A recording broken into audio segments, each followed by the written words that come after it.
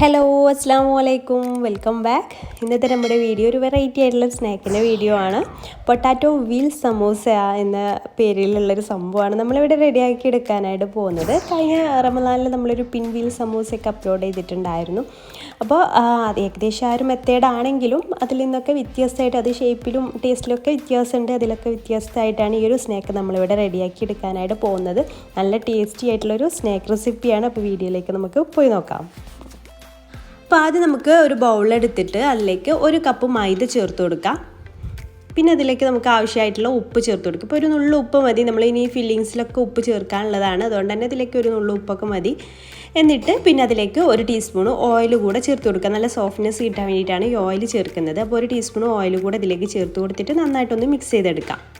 ഒരു സ്പൂൺ വെച്ചിട്ട് നന്നായിട്ടൊന്ന് മിക്സ് ചെയ്തെടുത്താൽ മതി. പിന്നെ നമുക്കിതിലേക്ക് ചേർത്ത് കൊടുക്കേണ്ടത്, ഞാനിപ്പോൾ 1 ടീസ്പൂൺ കരിഞ്ജീരകം എടുത്തിട്ടുണ്ട്. അപ്പോൾ അത് ഇതിൽ കടിക്കാനും കാണാനും ഒക്കെ ഒരു ഭംഗിയാണ്. അപ്പോൾ 1 ടീസ്പൂൺ കരിഞ്ജീരകം കൂടെ അതിലേക്ക് ചേർത്ത് കൊടുത്തിട്ട് ഒന്ന് മിക്സ് ചെയ്തെടുക്കുക.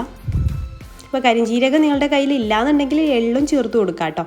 പിന്നെ ഇതിലേക്ക് ആവശ്യത്തിനുള്ള വെള്ളം കുറേശ്ശെ ആയിട്ട് ഒഴിച്ച് കൊടുത്തിട്ടൊന്ന് മിക്സ് ചെയ്ത് കൊടുക്കുക. അപ്പോൾ നമ്മൾ ചപ്പാത്തിക്കൊക്കെ കുഴക്കില്ല, ആ ഒരു പരുവാവുന്ന വരെ നമുക്ക് വെള്ളം ഒഴിച്ച് കൊടുക്കണം. നോർമൽ വാട്ടർ തന്നെയാണ്, ചൂടുവെള്ളം ഒന്നും അല്ല കേട്ടോ.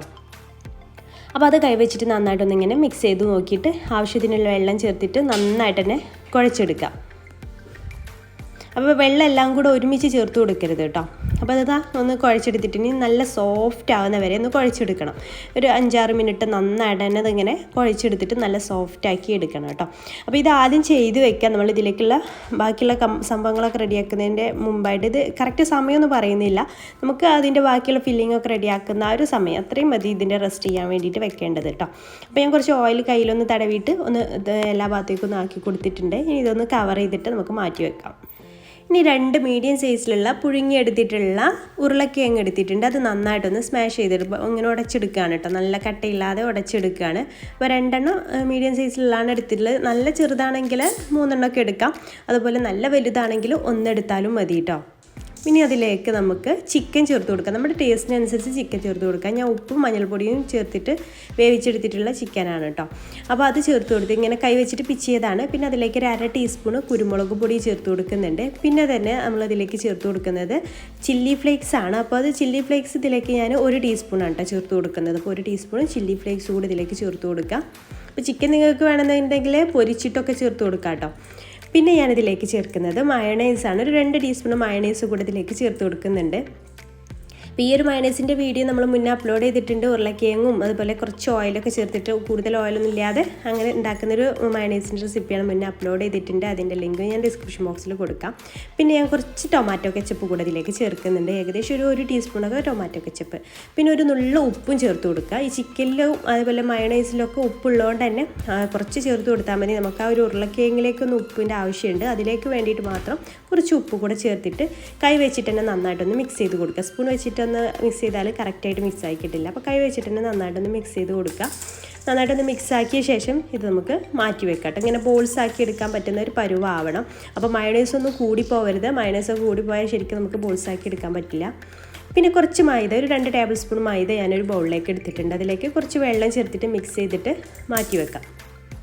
ഇത് നമുക്ക് പശയായിട്ട് യൂസ് ചെയ്യാൻ വേണ്ടിയിട്ടാണ്, ഒട്ടിക്കാൻ വേണ്ടിയിട്ടുള്ളതാണ്. അപ്പോൾ അതിന് വേണ്ടിയിട്ട് കുറച്ച് വെള്ളം ഒഴിച്ചിട്ട് ഇത് മാറ്റി വെക്കാം കേട്ടോ.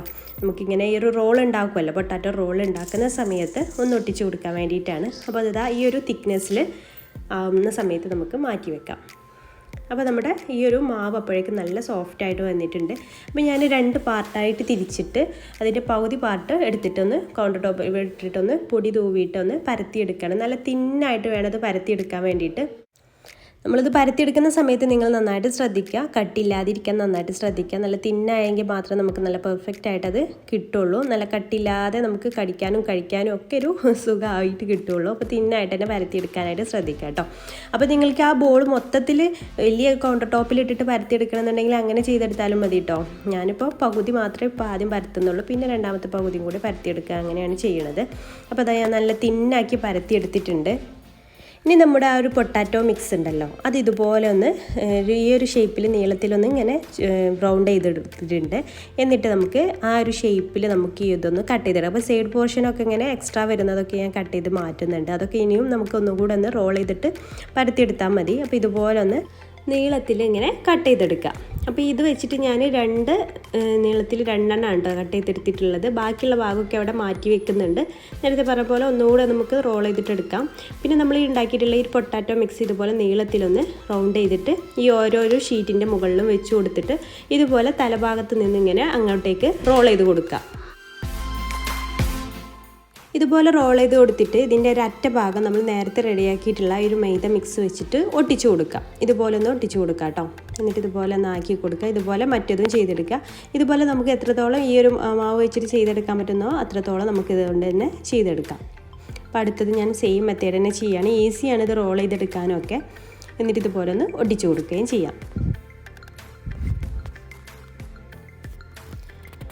ഇതിൻ്റെ രണ്ട് ഭാഗവും കവർ ചെയ്യേണ്ട ആവശ്യമൊന്നുമില്ല. ഇതുപോലെ തന്നെ ചെയ്തെടുത്താൽ മതി. അപ്പോൾ ഞാനിവിടെ 8 എണ്ണം ഉണ്ടാക്കിയെടുത്തിട്ടുണ്ട് കേട്ടോ. ഈ ഒരു മാവ് വെച്ചിട്ട് 8 റോളാണ് ഉണ്ടാക്കിയെടുത്തിട്ടുള്ളത്.